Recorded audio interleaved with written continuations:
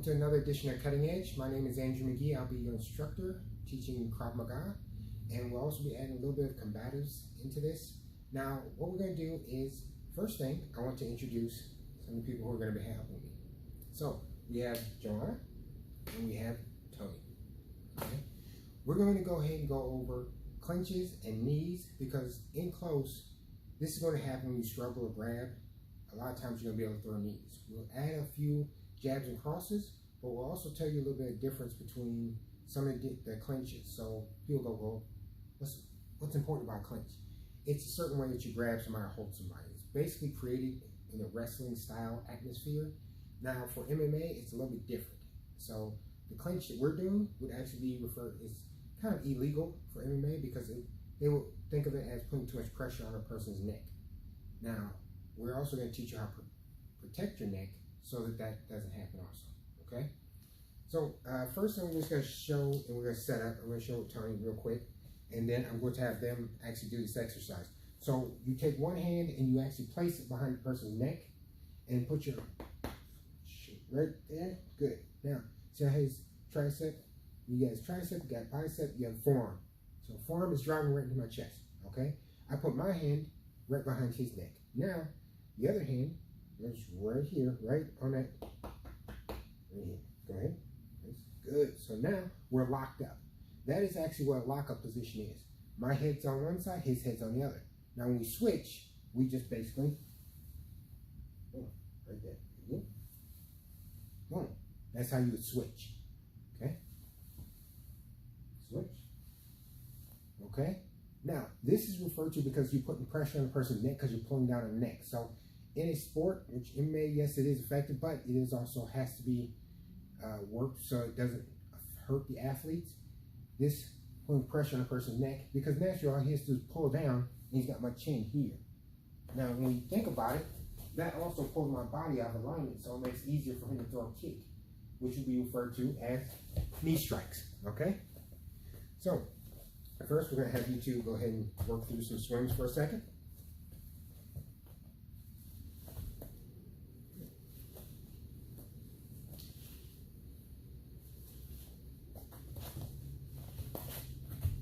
More. So see how you can actually make a struggle out of it? Good. So the other thing is now, you're thinking the same thing, okay? I'm going to use your arm. So now this time we're clenched in. Now if she doesn't want me to actually get under with this slide this arm under, she's just going to move the elbow inward. So see how now that makes it harder for me to slide that arm in, okay?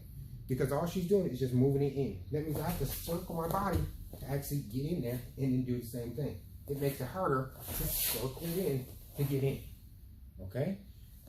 These are different ways to actually now effectively control clinch. Whoever's arms are on the inside, see how hers are inside, mine are on the outside? Now she can throw the knee, okay? By pulling the chin, she gets a better knee strike, okay? So these two are going to swim just a little bit and stop right after the kick, okay?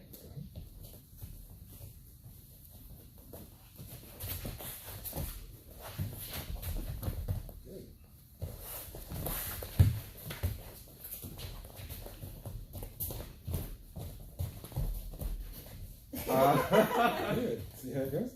So now we're going to go into me actually putting this on.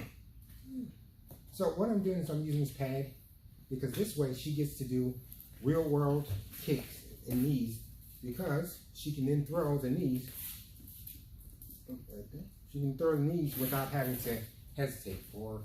So this way, what I'm going to do is I'm going to allow her to get used to getting into the inside and giving her time to react, okay?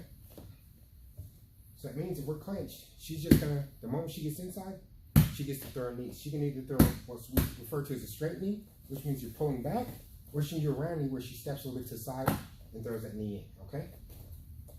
Begin.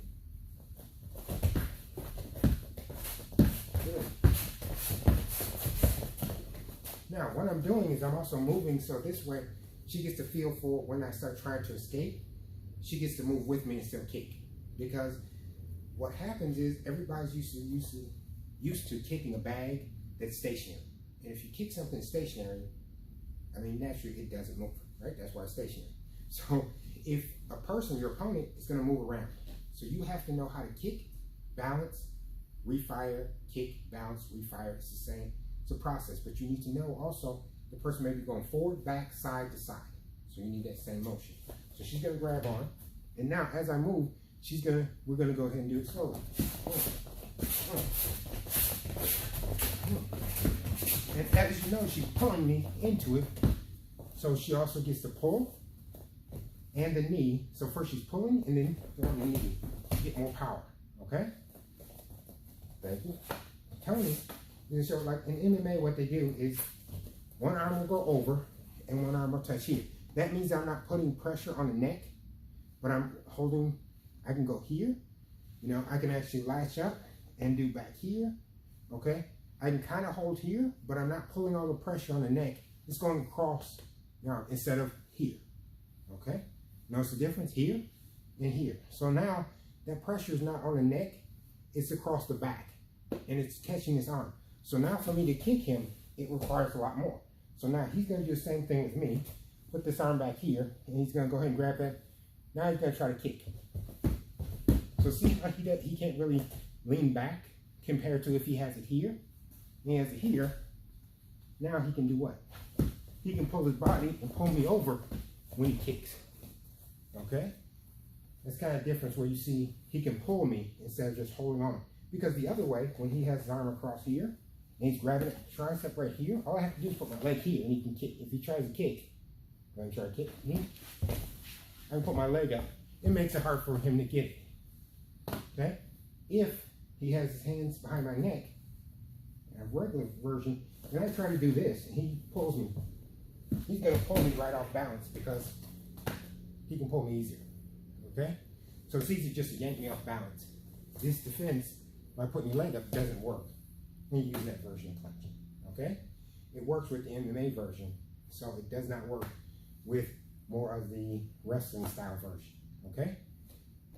Now, the other thing is you have to also think of keeping your neck up and chin up, but you also have to be aware that somebody might uppercut. So you drop your chin a little bit, but keep your head focused right at the person.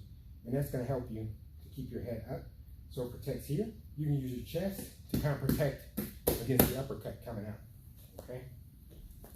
So basically what we just did was we were throwing knees. Okay? Forward and side, which means that he can throw a straight knee or a round knee. Good. So see how straight and round can also go together. So he can throw one, boom, and then turn, boom. See how he can do both? He can tap the ground, hit, and tap, and it can still happen. So you can do it with free-handed, in other words, not holding on to someone, or you can do it by holding on to somebody. So you can hold on to him and throw it, boom, boom, boom. Okay? They're both of those. Okay. Come on, sir. Come on in for a second. So now, what we're going to do now is that she gets to do what we refer to as a pulse. So anytime I throw this hand up, because a lot of times you'll have overhands and you'll have regular hooks, okay? The 360s basically stops. So we're only going to touch on 360s. We'll actually go slowly over them a little bit more. But first thing is she's basically putting that arm out, so she's pushing it out. And that means that she's going to be inside my defense. So I throw here, she's right there, okay? By grabbing here, she can now throw that knee right into there, okay? So we do it more live action, okay? Both hands are shooting up, both hands are shooting through, both hands there, okay? So now, first shot, boom, she can bring it down, then straight through the middle, boom, now I'm already here, there to the face. Now you have different shots that just happened in a quick succession. Boom, boom, boom. See how now? Okay.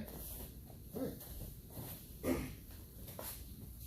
So nice how you protect yourself. So what I'm going to do is that I know that the leg will come here, and then she can kick all she wants to here. So when she throws her forward vertical, basically it's a front kick vertical. So the kick is coming to the front, and the vertical is it coming out. Okay, pointing toe. So if she throws that one, I'll use this to stop, but she gets to throw it anyway. Okay? So first she throws a knee, because I'll throw out the hand. So, we'll go through it slowly so you see. So when it hits here, boom, she throws it. Boom, boom. See how we're already here? So you actually get used to the same shot. So she doesn't have to hesitate. Okay? Ready? Good. Okay, again. Good. Again. Yes. So what am I doing? I'm stopping her here, but she doesn't have to worry about stopping. She just gets to kick. That way you get real world, still movements. If you turn this into a flow drill, we just do it slowly. What it means that I throw the shot, then she touches, boom. Then she comes through, boom. I drop down, then she hits again, boom. I'm right there. Okay?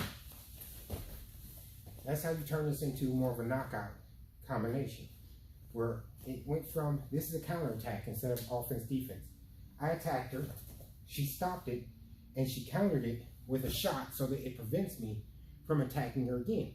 Then she keeps on going, so now she disabled me, and then she finishes me off and kick me as many times she needs to go ahead and finish the fight. Okay? This way you're not wasting time kicking somebody, hitting them, punching them several times where you can shrug it off and then you're back into a fight. Okay? It's not a 50-50 thing. You want to actually be where, you take the strike and then I finish it. Now, the other thing you're noticing is we talk about 360s. So 360s, you can go slowly through it, and the easiest thing is you can have pads, but what happens is you kind of want to have forearm pads on here. So Tony's going to go ahead and grab some forearm pads, but he'll be in a little while, but first we're going to walk through this with John. So fighting stance is that 50-50 stance. Hands are up. So the first one wants to come here, the other hand always sits right by the face to protect it, and she can throw a punch. So the moment she blocks this one, she can go ahead and launch with that one. Boom. See how it hits right there? Okay. Second one goes right up to the side. So see how the first one's right here? Now the second one's going to be right here, almost at an angle. So overhand, boom. So every time I'm trying to hit her, she's basically hitting me. Okay. Now there's a way that you look at the body that will tell you that the person's about to use, about to strike. And you have to come in and see that. So we're not going to tell a secret. Gotta keep some secrets off to the side. But the point is, when I go, boom, she sees that. Now she's taking that shot. Okay. Second one, boom, overhand. She's taking that shot right there. Okay. Now, almost like you're flexing with a bicep, like you're putting your arm out, flexing it. The reason why we want to keep it out straight is because when we do knife and other weapons attacks, this is important. So we throw it out. Boom. She's right there again. Okay. She can also grab that arm. So I'm going to throw it this way so you see. When I throw here, she can grab that arm and lock it and still throw that punch right there. Okay?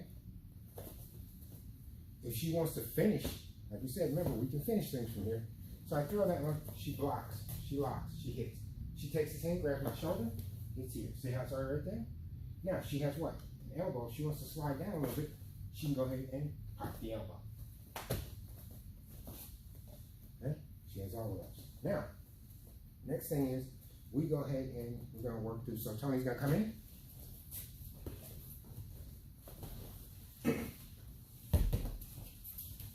So basically, I'm just going to slip these on. So this way it won't be so much damage in. So basically, every time I block, he's going to throw punches. That way, I'll just go ahead and block. And that way I'll make it a little bit easier when he's doing it. So he's going to go anything outside the body. This is hooks, overhands, uppercuts, all those are outside the body. When it comes straight forward, I'll show you there's a little different movement for straight forward, but it's not too difficult, okay? Right now, this is anything coming out, like outside the body to inside the body. Same as he's throwing hooks, he's throwing overhands, okay? Even knees, they can still be stopped with the same 360s, okay? So he's gonna throw just a few. Boom, go ahead. Boom, boom.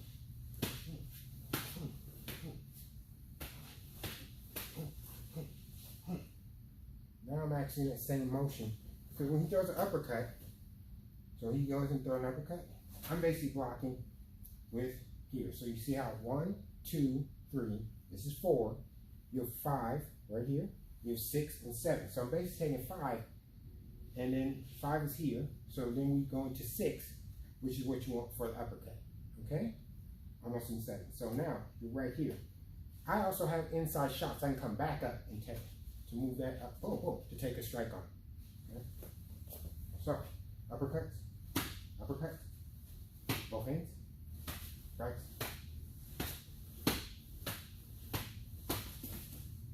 So now I can go straight from there, where I can go from here when he throws an uppercut. Boom, boom. Because what am I doing? Now, yes, this would normally be to the face, but the thing is, I still have the inside where I'm here, okay? This also can wrap, because throwing my arm here means I can wrap up here and throw a knee. This is what we talked about there. Drop an elbow here, or turn, pop right there. I can go straight to the middle. Okay? All these combinations flow from the same point of origin, so you can kind of mix them up. After you learn them, you can always change them. Okay? So he's gonna go a little faster. Go.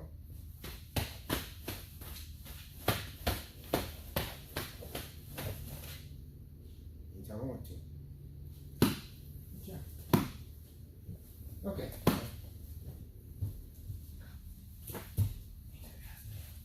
So we're gonna go ahead, and what's gonna happen this time is John is actually going to do, I'm gonna say block, but she's gonna do 2 knees into me. So what happens is, when I go out here and she blocks, then she's gonna throw the first one, step down, and go with the second one.